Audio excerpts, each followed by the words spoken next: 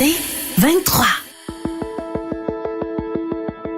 Nouvelles technologies, univers numérique et innovation.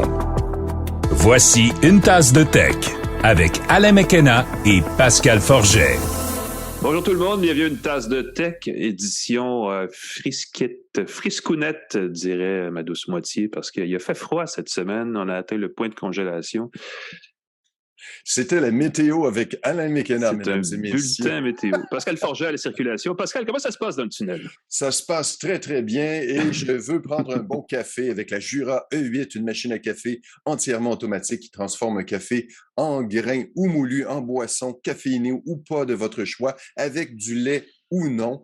Un seul bouton, on a un affichage avec un écran qui facilite le choix des boissons, avec un ajustement précis pour les quantités de lait, d'eau et de café. Plein de belles fonctionnalités. Essayez-le dans la salle de montre Edica sur la rue Saint-Laurent à Montréal. Vous allez être émerveillé de ce qu'on peut faire avec un seul bouton comme délicieux café. Voilà. Oui, monsieur. Tu fais bien de... C'est drôle, j'ai vraiment développé ce tic où je commence toujours en parlant un peu du moment dans l'année où nous sommes, en parlant de « Hey, cette semaine! » Puis c'est pas toujours des semaines où il y a des choses flagrantes. Mais là, c'est l'Action de grâce qui s'en vient, donc ça va être un long congé pour bien des gens. Ouais. Profitez-en beaucoup pour... de nouveautés. Est-ce qu'on a salué Microsoft et TELUS, nos deux autres partenaires? Microsoft, TELUS. Écoute, je me rends compte que j'étais sur la feuille de réunion. On parle de ça. Je te disais, j'avais mes notes j'ai les notes de l'émission 4 de la saison. On était l'émission 14. Nos partenaires, GoDaddy.ca, Microsoft Également. et TELUS. Voilà, on les salue. Le podcast ne serait pas possible en plus de Jura ici. N'est-ce pas? Écoute, je constate que la saga Twitter se poursuit. Ça n'arrête pas. Quand est-ce que ça va se finir, ça? Là, c'est le mois où ça va se décider, parce que là, il y a comme bientôt là, un 5 jours au Delaware que tout va se régler devant un juge. Là. On touche du bois parce que Elon Musk devait être en procès le 17 octobre et là, il s'est réveillé cette semaine en disant « Oh, finalement, oui, j'achète comme je l'avais convenu au départ à 54,20 sous américains l'action, une transaction de 44 milliards de dollars pour le service Twitter. Elon Musk, ça m'a fait rire en regardant les déclarations qu'il a fait. Il parlait qu'il veut rendre Twitter maximum amazing. Ouh. Ben, c'est pas chiffrable, ça, c'est le fun. Tu peux dire des choses comme ça. Maximum amazing. On veut permettre de publier n'importe quoi qui est légal, très vague comme définition, et peut-être rentabiliser Twitter avec le modèle WeChat, prendre un pourcentage, encourager le transfert d'argent, faciliter la possibilité de transférer des sous avec Twitter, puis prendre un pourcentage de ça. Ben, il y a certainement des choses, des avenues qui n'ont pas été explorées avec Twitter, qui pourraient le distinguer davantage de Facebook, qui semble perdre beaucoup de plumes ces temps-ci. En tout cas, ça stagne du côté des abonnés. Les jeunes ne trouvent pas ça cool. Fait que c'est juste les vieux comme moi qui viennent mettre à jour ma photo de profil. 15% des gens, oui, au niveau maximum. Voilà. Je vais juste le mentionner, pendant l'enregistrement de la semaine dernière, il y a Amazon qui a lancé un paquet de nouveaux produits, y compris la tablette liseuse Kindle Scribe. J'ai parlé la semaine dernière de la Clara 2E sans mentionner la Kindle Scribe. On était en train d'enregistrer le podcast pendant la diffusion. J'ai bien hâte. C'est une liseuse sur laquelle on peut écrire. J'ai bien hâte de la comparer avec la Remarkable, qui est pour moi la référence en ce moment des tablettes, même que j'aime beaucoup celle de Huawei. Tu sais que les produits en papier électronique, ça me fait vibrer le cœur. Donc, j'ai bien hâte de voir ça et de pouvoir leur faire l'essai. Cool. Je vais rapidement rappeler aux gens qui veulent s'équiper en appareil mobile qu'on a un concours en partenariat avec Plan Hub et je devrais ajouter le site web Branchez-vous parce qu'ils en ont parlé récemment. Vous pouvez gagner, vous pouvez courir la chance de gagner un iPhone 14 ou un Pixel 6a et des Pixel Buds de Google. Et là, je suis tenté d'ajouter, peut-être qu'on peut revamper ça pour le Pixel 7 et des Pixel Buds Pro qui viennent d'être annoncés. On en reparle dans quelques instants plus loin dans la balado. Mais le concours comme tel, pour participer, il faut s'inscrire à l'alerte de prix Plan Hub. Il faut s'abonner à la page Facebook ou à la chaîne YouTube d'une tasse de tech parce que nous aussi, on vous voit. Alors, on vous voit pas vraiment, mais on espère vous voir, vous abonner, nous suivre. Mon Dieu, que je viens de faire un faux pas cyber menaçant menaçant, là. Tu viens de dévoiler notre secret, Alain. Nous vous voyons. Ben non, nous c'est pas voyons, nous vrai. vous entendons, nous vous écoutons. Vous avez jusqu'au Podcast. 23 octobre pour participer. L'adresse, les détails, ce sera dans notre description de balado. Évidemment, vous pouvez venir nous voir sur Facebook ou YouTube. Ça se trouve là. Ça se trouve aussi sur le site de Plan Hub. Il y a une page web, planhub.ca/alerte Internet. Mais venez nous voir avant. C'est pas mal plus le fun de jaser avec nous. Donc, les gens de Plan Hub sont très sympathiques aussi. Je leur enlève rien. Mais, passons tout de suite aux actualités. Puisqu'on est dans la plug, j'en profite pour rappeler que l'actualité techno de la semaine est présentée par l'infolette quotidienne InfoBref. Toute l'actualité de la journée sans flafla directement dans votre boîte de courriel 2 fois par jour, infobref.com, qui vient de lancer sa propre balado quotidienne d'information très brève. Je commence à penser qu'il va falloir que j'organise ma petite boîte de réception de balado sur mon appareil mobile, parce que là, il y a Le Devoir, une balado aussi quotidienne. Nous sommes là depuis toujours. Je pense que nos premières balados étaient enregistrées sur des cassettes à ruban. Cassettes 8 pistes. Oui, c'est ça, exactement. Ben, j'ai vu, il y a juste une machine pour imprimer des vinyles soi-même à la maison. Oui. Je pense qu'on va s'imprimer une coupe d'une tasse de tech. Je pense que ça serait le fun de se faire une saison sur vinyle, juste pour puis faire un T-shirt, vendre ça. Mon Dieu, je suis en train de développer un modèle d'affaires. Mais non, c'est ça. J'arrête Parce que ça. les NFT, c'est déjà 2021. Là. On est rendu dans le futur. Le post-NFT, c'est le vinyle. Ah oui, c'est clair, ça marche. La boucle est bouclée. Écoute, on en reparlera tantôt des lancements Google parce que ça fait une grosse actu en soi. Et je dois préciser, parce que c'est cocasse, oui, le Pixel se recharge par un port USB-C. Donc, il est conforme à la norme européenne. Qu'est-ce que tu en penses de cette loi-là? Est-ce que tu es pour, contre, neutre? Qu'est-ce que moi, ça te fait? Tout à fait d'accord. Je me mets du côté du consommateur. Il n'y a rien qui me fâche plus en tant que chroniqueur techno d'avoir 12 fils à chercher. J'ai littéralement une caisse de fils, d'adaptateurs, de chargeurs, des produits qui se chargent avec un petit trou, un gros trou, un moyen. Écoute, c'est le bordel. Et au Parlement européen, on a enfin donné le feu vert, on en parlait depuis longtemps, d'offrir le même chargeur sur tous les appareils mobiles, les tablettes, les téléphones, les liseuses, les casques, les claviers, les consoles. Je trouve ça prodigieux. Ça va être le port USB-C qui a été choisi, qui a été déterminé, et tout ce qui est vendu en Union européenne. Donc, ça laisse ici. Puis évidemment, on vise beaucoup Apple là-dedans, avec son port Lightning qui est propriétaire. Il faut acheter... Ben, juste Apple qui n'a pas l'USB-C, c'est ça ici. Exactement. Non seulement il faut acheter le produit Apple, mais il faut acheter le fil à Apple, puis l'électricité à Apple, puis... J'étais surpris.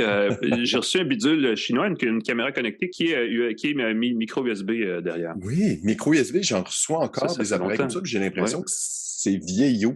Donc, la chose qui arrive, c'est que cependant, ça va être d'ici 2024 seulement que ça va être imposé.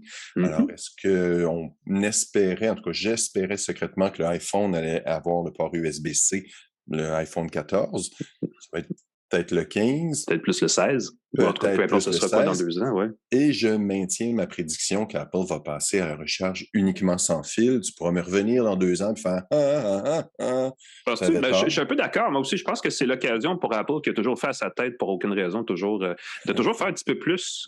On va adopter l'USB-C, mais on va prendre l'USB-C++ pour une raison que tout le monde ignore.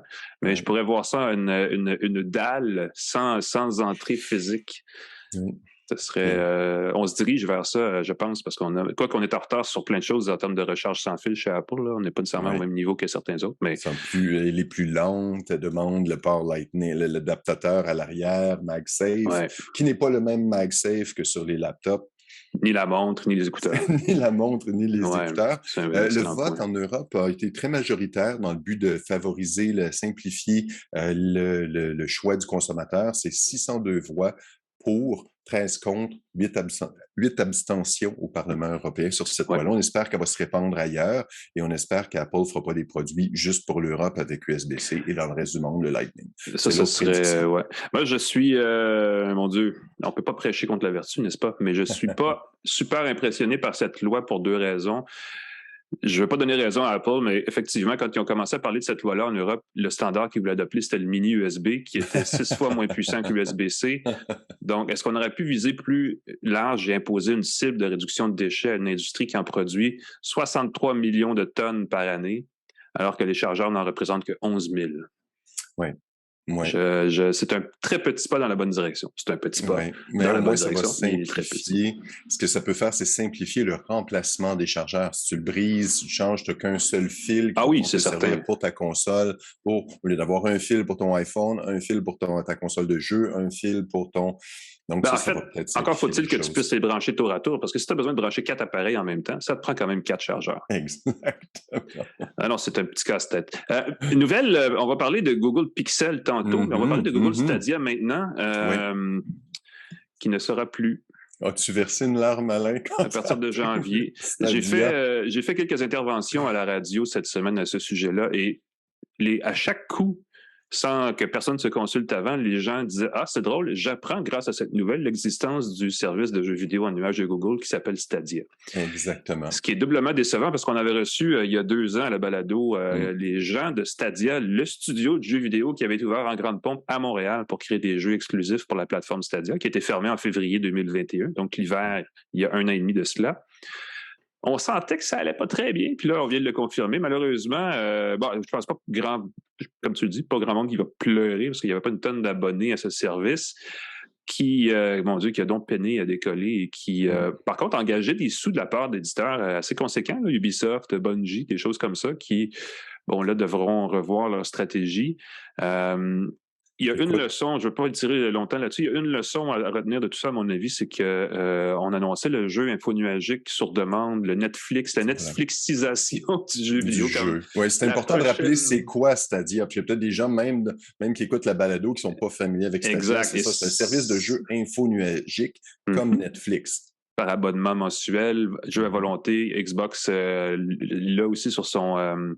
je mélange toujours parce que ce service-là, quand j'ai me l'ont montré, c'était xCloud pour Xbox, là, mais c'est Xbox Gaming Live, un truc dans le genre. Ça existe d'ailleurs, c'est intégré, PlayStation là sur sa PlayStation avec aussi des éditions mobiles et tout le kit. Mais une plateforme de jeu indépendante comme celle de Google, sans y mettre beaucoup d'énergie et d'investissement sur plusieurs années, c'est sûr que ça allait être difficile. Et clairement, c'est ce qui s'est produit. C'est dommage. J'ai pensé à ça, Pascal, et je pense que je sais comment Elon Musk peut résoudre la difficile question de relancer Twitter s'il s'emporte finalement acquéreur en branchant des robots autonomes sur la plateforme. Je voyais le lien qui s'en venait. Je dis non, tu ne vas pas aller là. Des robots autonomes de Tesla qui vont... Comme Optimus. Je ne sais pas si tu as vu la vidéo parce que ça a été présenté vendredi dernier par Elon Musk sur scène. C'était le Tesla AI Day ou quelque chose comme ça, une conférence sur les avancées technologiques. Je ne sais pas, c'est au croisement de quelles idées Optimus a vu le jour, mais c'est vraiment un robot humanoïde qui rappelle la science-fiction des années 80 un peu. Là, il n'est pas super fluide. Évidemment, c'est un prototype très jeune dans le développement de toute la patente. L'idée, c'est de remplacer, grossièrement dit, là, tous les travailleurs en usine qui ont un job à la chaîne par un robot qui va faire exactement la même tâche. Donc, tout le monde va être libre de faire autre chose, genre se trouver une autre job ailleurs, puis on ne sait pas ça va être quoi, parce que on annonçait le robot. Des robots. Ben oui, comme l'avènement d'une société où on serait tous en mode loisir parce qu'on aurait un robot qui travaillerait pour nous. Je ne sais pas si ça va arriver pour vrai, mais bref, ce robot-là est en train d'être développé et la raison pour laquelle Tesla voulait nous le montrer, c'est qu'il intègre la technologie de conduite autonome des Tesla, des voitures, pour se figurer dans l'espace puis se déplacer. Et ça fonctionne apparemment. Il ne s'est pas fracassé le nez sur le sol, il ne s'est pas pris les pieds nulle part. Ses mouvements étaient très limités. On dit que ça va évidemment beaucoup s'améliorer dans les prochaines versions, mais déjà, on a un robot qui tient debout. J'ai fait le gag cette semaine, je ne sais pas à qui je parlais de ça, parce que évidemment, là, sur Twitter, sur les réseaux sociaux, les gens se sont mis à se moquer d'Optimus, c'est le nom du robot Optimus, parce qu'il a l'air donc mal ficelé, surtout comparé à Spot, le robot chien de Boston Dynamics. Boston Dynamics, en passant, qui, contrairement à ce que son nom dit, est une entreprise de propriété coréenne maintenant. C'est Hyundai qui s'est porté acquéreur de cette entreprise-là il n'y a pas longtemps. Un autre fabricant de voitures, c'est très drôle. Ben oui, tu vois, tu touches un bon point. Moi, je fais des liens aussi. Non, mais c'est excellent, ça, c'est un bon lien à faire. Le gag que je faisais, c'est que là, on a l'humanoïde robot, donc le robot humain et le robot chien. Et là, je me dis, ça peut pas être des concurrents parce qu'on sait que le robot chien est toujours le meilleur ami de l'humanoïde, n'est-ce pas? Oh là là! Moi, j'imaginais l'humanoïde qui doit fonctionner comme il est sur la technologie de la voiture de Tesla, qui doit fonctionner. Il faut que tu dessines des lignes blanches chez toi pour guider le robot, s'assurer qu'il ne rentre pas dans le champ. Est-ce qu'il fait bip-bip quand il recule? Ça, on ne le sait pas. Et la bonne chose, c'est que le robot, je ne sais pas si tu as vu la déclaration Boston Dynamics, t'en parles avec leur chien robot, ils ont fait une déclaration comme quoi leur robot ne serait pas militarisé, qu'on ne mettrait pas d'armes, qu'on s'assurerait que les clients n'ajoutent pas d'armes, que les robots ne puissent être utilisés comme armes. Tesla n'a pas signé la déclaration, est-ce que je sache? Espérons que c'est juste parce qu'il est un peu tôt pour le faire. Exactement. C'est peut-être de là que Terminator va venir, la revanche des machines. Bon, ben sur cette note apocalyptique, les amis, on prend une mini pause. On revient, on va parler de Google dans un instant. Est-ce que la Google Watch, est-ce que le Google Pixel, est-ce que ces choses-là vont vraiment relancer ou en tout cas prolonger le succès très modeste à ce jour là, de Google dans la mobilité? Restez avec nous, on en parle dans un instant. De retour à Une tasse de tech avec Alain McKenna et Pascal Forget. Bienvenue à Une tasse de tech, segment Pixel de l'épisode. Ça se dit comme ça, n'est-ce pas? Pixel de plein de façons. Pascal, que fais-je si j'ai besoin de me programmer rapidement un site web? Oh, tu utilises GoDaddy.ca qui est la source, l'endroit où on va pour créer un site web professionnel facilement. Vous avez besoin d'un site web, d'une adresse web, GoDaddy.ca. Partenaire du podcast, merci, GoDaddy.ca. Merci à nos partenaires. Une tasse de tech vit grâce à vous. On peut le dire comme ça. Parce que notre vente de vinyle n'est pas encore assurée. Le vinyle, une tasse de tech, toute la technologie de l'analogique avec les grichements qui rendent toute la technologie en 33 tours. Ça serait en excellent. 33 tours. Je veux juste dire pour les gens qui nous regardent... oui, c'est ça. En stéréo, quand même, on serait pas si mal. Ouais. Juste avant de rentrer dans le vif du sujet, les gens qui nous regardent, puis s'il y en a deux qui se posent la question, hourra, je suis présentement assis parce que j'ai réalisé cette semaine que je souffrais d'une triple hernie discale qui m'empêche d'être confortable. Donc, je suis assis, ne vous inquiétez pas, c'est normal. Normalement, je suis debout puis je gigote. Là, je suis plus près de mon micro, donc bénéfice sonore immédiat. Mais aïe, je vous le dis juste comme ça. Hey. Je suis assis aussi parce que j'avais peur de tomber en bas de mes jambes, j'imagine, en voyant les nouveautés qui ont été présentées par Google cette semaine. Je suis allé à New York. C'était quand même diffusé par Internet sur la magie des ondes de YouTube. Le lancement qu'on avait déjà pas mal tout deviné d'avance. Là, tout avait été fuité à l'avance. Ouais. Pixel 7 Pro, Pixel Watch et aussi la Pixel Tablette qui, en fait, pour moi, était l'élément que je voulais voir sur place parce que c'est l'élément sur lequel on savait le moins de choses. Et je l'ai dit sur place, et je le répète ici, je m'ennuyais de la Nexus 7 ou, je ne sais plus, la petite tablette Nexus d'il y a probablement 10 ans que Google a lancée à l'époque, au début d'Android, qui souffrait malheureusement d'une très mauvaise intégration des applications Android téléphone en format étendu sur un écran de tablette. J'espère que dans ce cas-ci, ça va être revu parce que c'était vraiment la grosse lacune de cette tablette-là. Pour le reste, c'était super. Puis celle-là aussi, elle a l'air bien. Malheureusement, on ne l'a pas vue. On l'a vu en vidéo, mais physiquement, on ne pouvait pas jouer avec. Ce qui est dommage parce qu'ils ont quand même présenté, je pense que c'est ça que ça t'a accroché aussi, là, l'espèce de dock, de socle, devrais-je dire, magnétisé, qui est aussi une enceinte connectée qui permet de transformer ta tablette en petit appareil connecté pour la maison quand tu n'en as pas besoin comme tablette. Ben oui, puis avec un clavier, tu peux raccorder un clavier. J'imagine que tu vas pouvoir t'en servir comme mini poste de travail. Ça devient peut-être plus le fun. Tu poses, ça devient aussi une caméra de surveillance éventuellement. Ça va se transformer en assistant Google. Exact. J'aime beaucoup, beaucoup ce potentiel-là. Je pense qu'on a besoin d'une alternative au iPad. En ce moment, c'est le très gros leader du domaine. Ouais, c'est tellement bien fait, c'est élégant, ça fonctionne, c'est mince, c'est abordable pour les modèles d'entrée de gamme. C'est dur on aimerait avoir une alternative à ça. Ouais. Et si Google peut l'offrir, c'est pas pire. On va commencer par présenter. Oui, c'est ça. C'est quoi qui t'a marqué? De quoi tu voudrais parler en premier? Je voulais mettre la table, un peu de contexte. Google joue la clé, ce qu'ils appelle l'ambient computing. Donc, pour eux, la mobilité et les gadgets, c'est une façon d'avoir accès, d'être connecté en général, sans nécessairement jouer sur le dernier cri technologique. Et clairement, on va revenir plusieurs fois dans les prochaines minutes là-dessus. Et je comprends un peu leur truc. Ils l'ajoutent très lifestyle. Donc, ce qu'ils présentent, c'est des nouveaux produits avec des couleurs le fun qui sont agencés. La montre, les écouteurs, le téléphone peuvent tous avoir à peu près la même couleur avec une tablette à la maison. Ils ont aussi présenté 2 jours avant le Google Wi-Fi Pro, la nouvelle borne Wi-Fi qui est bizarre en fait visuellement, mais qui a une grosse boule de plastique lustrée. Et sur cette lancée, ils ont annoncé quelques détails qui, je vais les dire parce qu'on se demandait hier à qui ça intéresse. 100% d'aluminium recyclé dans ces produits-là. L'acier utilisé est recyclé à 80%. Donc, il y a une volonté de pousser un peu cet agenda-là et c'est très louable. On a étiré à 5 ans les mises à jour de sécurité sur les téléphones Pixel 7 et Pixel 7 Pro.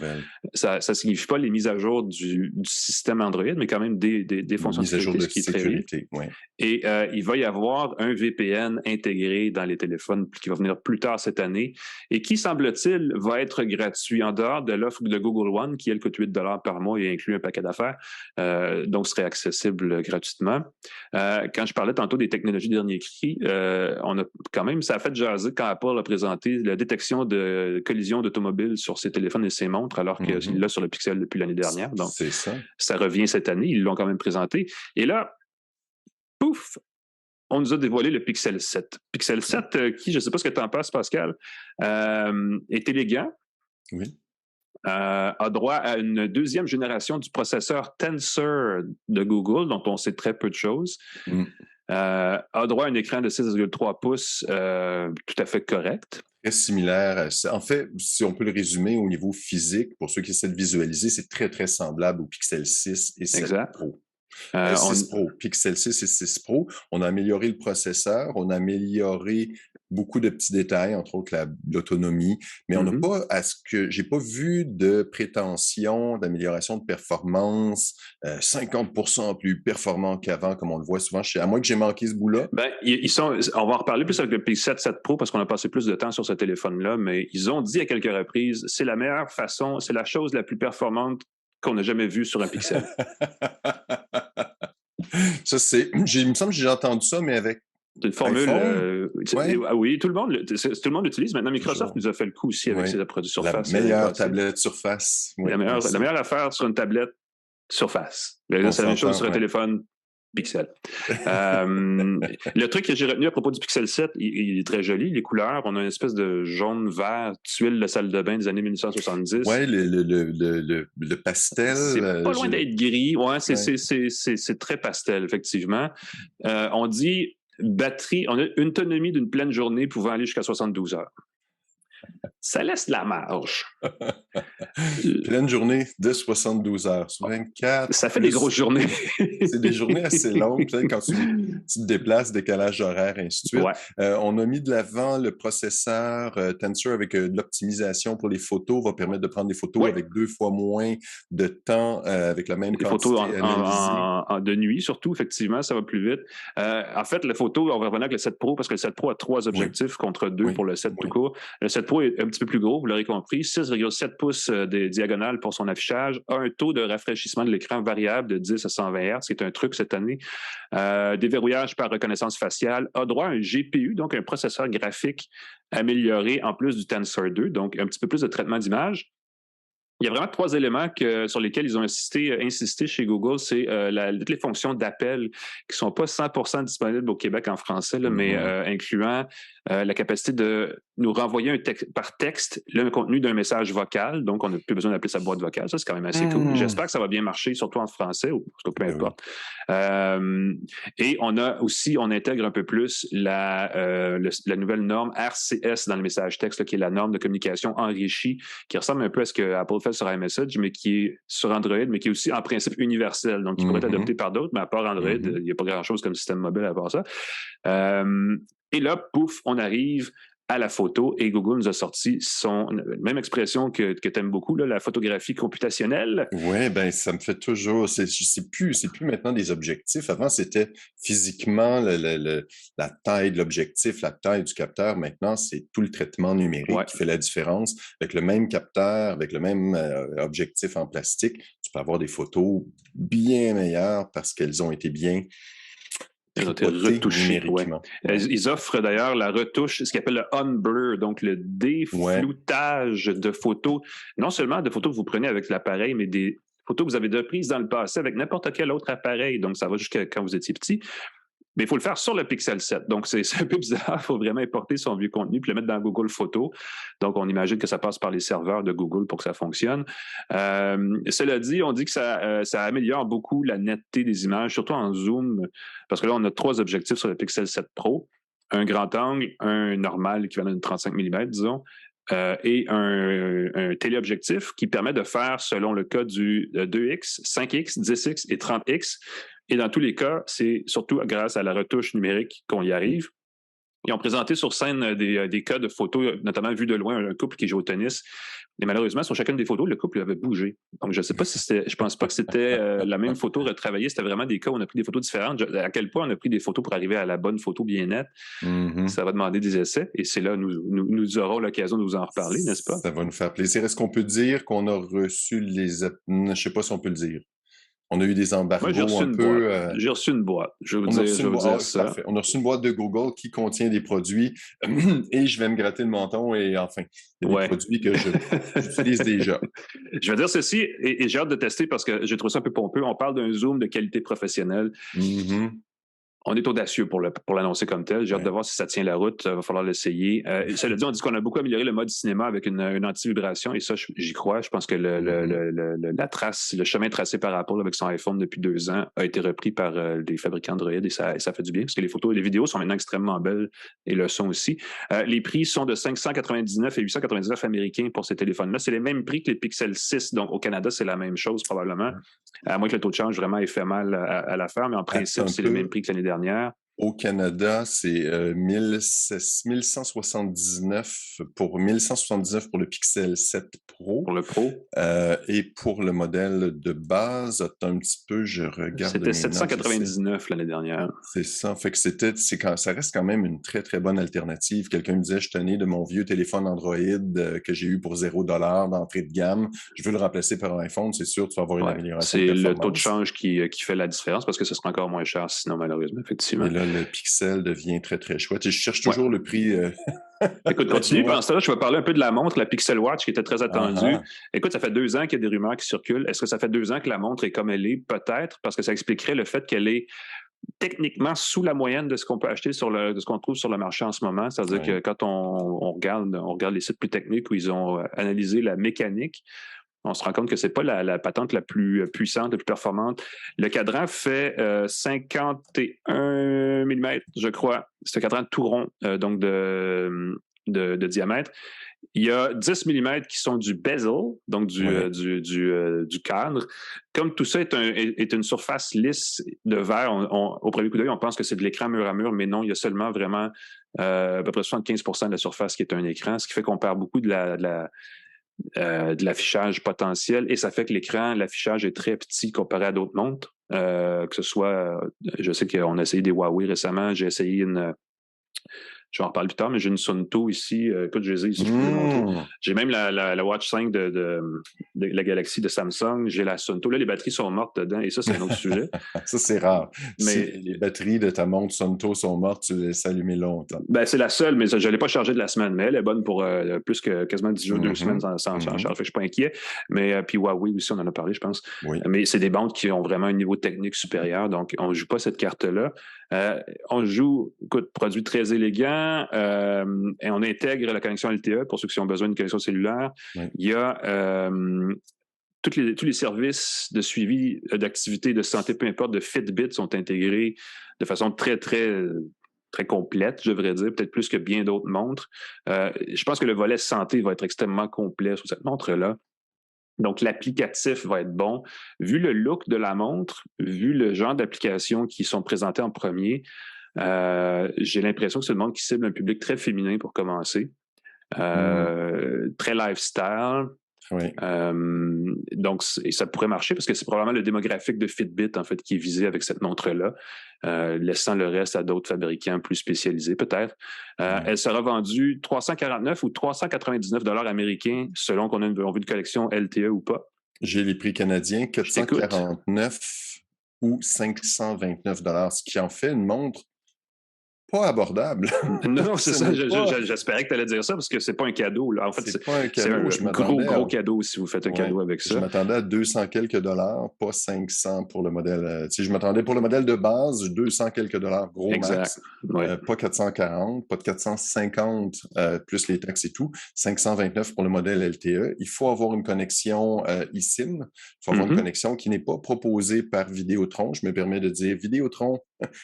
On est en 2022. C'est malheureusement un peu la faute à Vidéotron. Ouais, dépêchez-vous.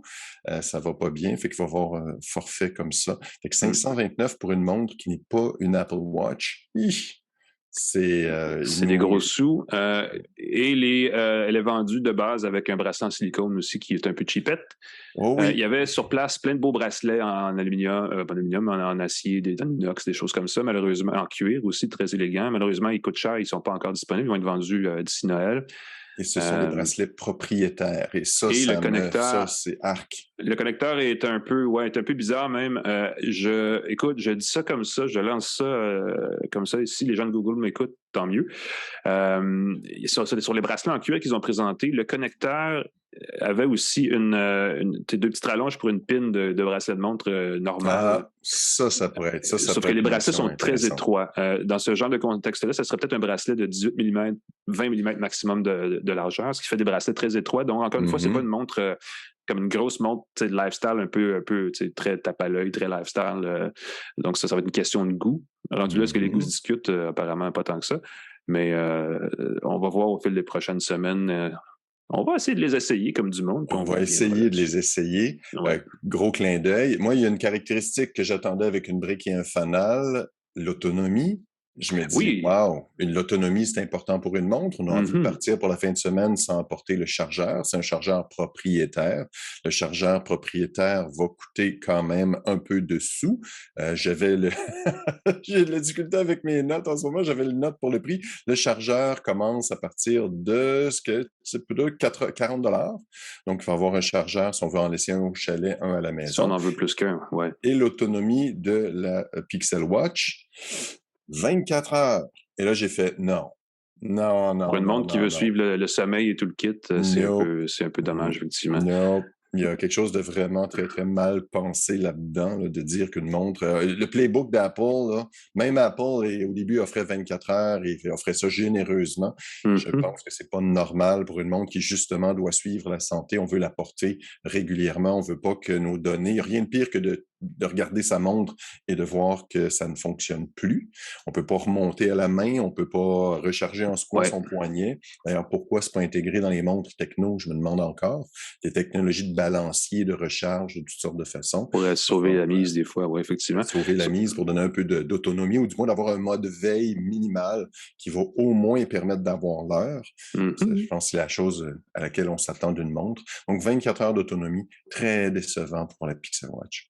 Voilà. Non, on pourra revenir là-dessus plus en détail après l'avoir essayé, mais effectivement, c'est comme un... Ça l'a dit, le Pixel 6, on avait un peu la même affirmation, là, ça a l'air le fun, mais en même temps, les specs sont plutôt moyennes.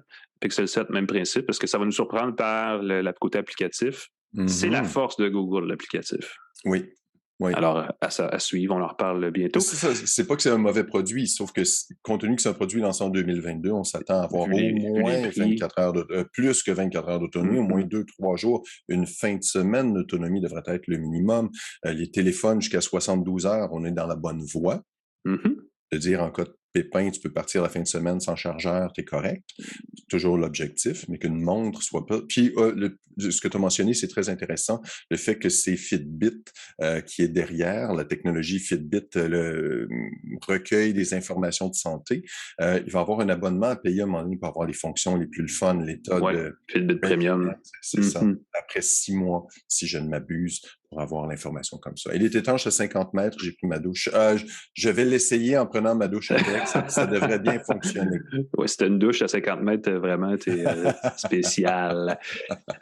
Écoute, ça fait le tour. On va faire une courte pause, attends de changer de rien, juste de changer ici, c'est par quelque chose d'autre sur mon bureau, parce que c'est là où je mets mes gadgets.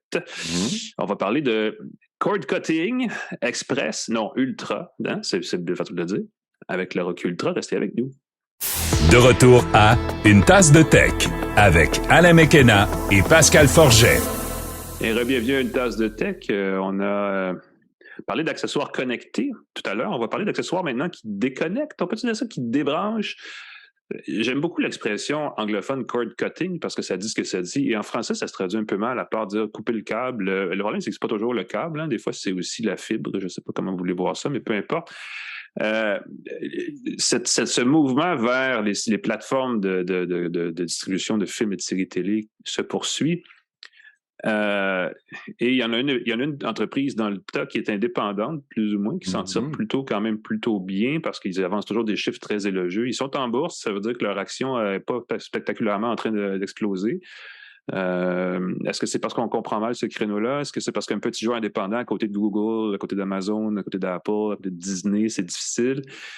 On en parle, Pascal, parce que tu l'as sous la main, leur plus récent appareil. Oui. Le Roku Ultra, c'est un lecteur de diffusion en continu. J'avoue que je cherchais le nom de ce truc-là, un Stream Box. En France, ils vont appeler ça tout simplement un box. Un box. Alors, c'est un box de streaming. Un box, donc c'est un lecteur de diffusion en continu, le Roku Ultra, qui est le modèle haut de gamme de leur lecteur de diffusion. Je dis ça, mais il y a le modèle avec une barre de son intégrée qui est un petit peu plus cher, mais c'est un modèle à 129 $. Ils ont des modèles à partir de 40 $ qu'on branche dans son téléviseur. Des clés HDMI, ouais. Exactement, et qui utilisent le même système d'exploitation. C'est la force de Roku. Ils ont un système d'exploitation.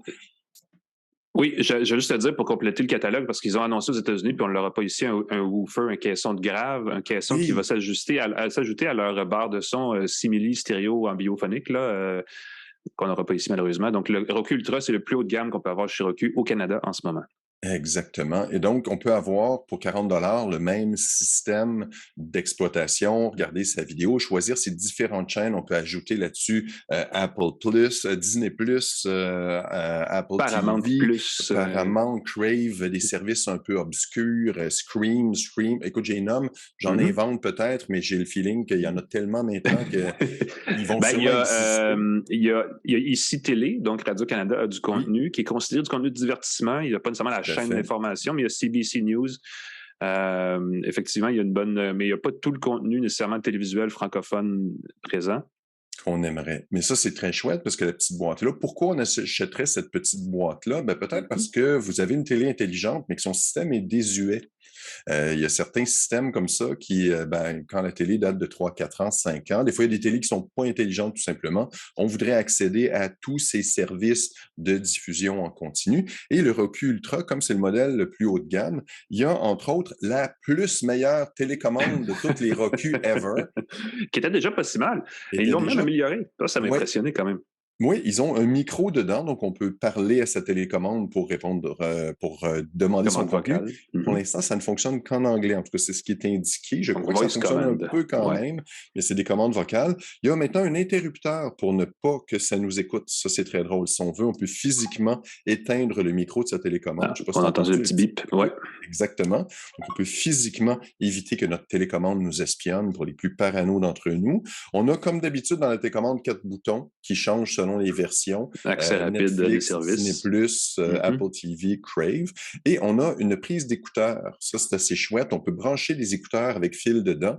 Dans la télécommande. Dans la télécommande. Pas besoin de le faire avec son téléphone. C'est possible avec son téléphone, avec Roku, mais on peut, dans sa télécommande, mettre des écouteurs, mettre la télécommande dans sa poche et écouter sa télé. Ça, c'est chouette. C'est une télécommande radio qui n'est pas infrarouge. Donc, on peut la pointer un peu n'importe où. On peut avoir la portée radio. Le récepteur dans un cabinet, par exemple, dans une petite armoire. Exactement. Ça fonctionne très, très bien. Et un petit truc qui est chouette, on a ajouté un petit bouton qui permet de retrouver sa télécommande. Donc, si j'appuie sur le gestionnaire, le lecteur de diffusion en continu, je maintiens le Tu l'as noté, hein? Oh oui, c'est dur à retenir. J'appuie sur le bouton et la télécommande va se mettre à sonner pour que je puisse la retrouver. Je crois qu'on a ça avec la Apple TV. Est-ce que ça se peut? Si on peut retrouver le bouton? Le télécommande, est-ce qu'on a ça? Voilà. Oh mon Dieu, puis c'est très audible quand même. Donc, on va retrouver cette télécommande comme ça. Ce qui est très Pratique. drôle, sur l'autre modèle de Roku, on a un bouton similaire, mais c'est pour réinitialiser son Roku. Alors, je dis, ben voyons, le bouton est déjà là, j'appuie sur le bouton, et là, je vois, oh, réinitialisation.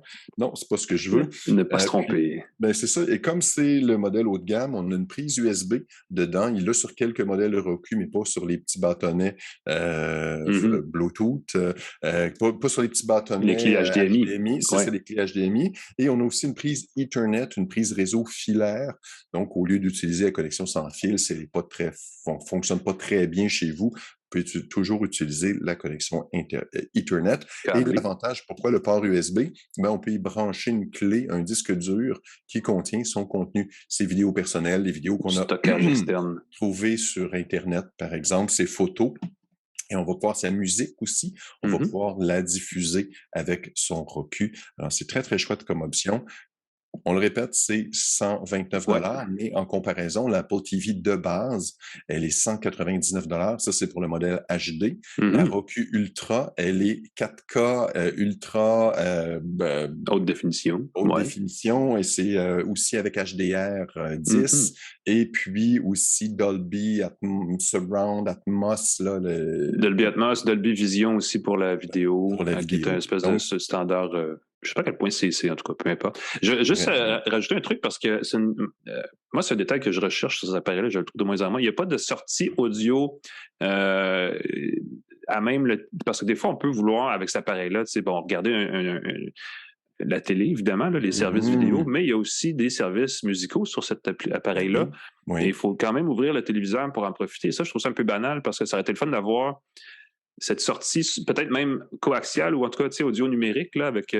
Oui. Où on peut avoir. Exact. Merci, optique. Je cherchais le mot. Non, mais on est tous les deux dans la confusion des mots aujourd'hui. Et oui, parce que j'aimerais pouvoir brancher une barre de son dans la Roku Ultra. J'aimerais pouvoir prendre une barre de son Sonos ou quelque chose comme ça. Je la branche dedans, puis avec une sortie optique, ça pourrait être très, très chouette. Ça permettrait d'éviter d'ouvrir le téléviseur, de faire écouter de la musique aussi. Surtout qu'on peut parler à la télécommande. Donc, Roku, lance-moi Spotify ou je ne sais pas trop quelle application. Ça serait un truc. L'autre truc que je veux dire, c'est que c'est une plateforme propriétaire. Le logiciel de ça n'est pas comme, mettons, une plateforme Android qu'on aurait un petit peu personnalisée, comme les Fire Stick, les Fire TV d'Amazon. Donc, il y a peut-être une certaine limite sur le genre d'application de service qu'on peut installer, alors que sur la Fire TV, on peut tricher en chargeant, en side loadant, comme on dit en bon français, en chargeant donc soi-même les applications Android de son choix.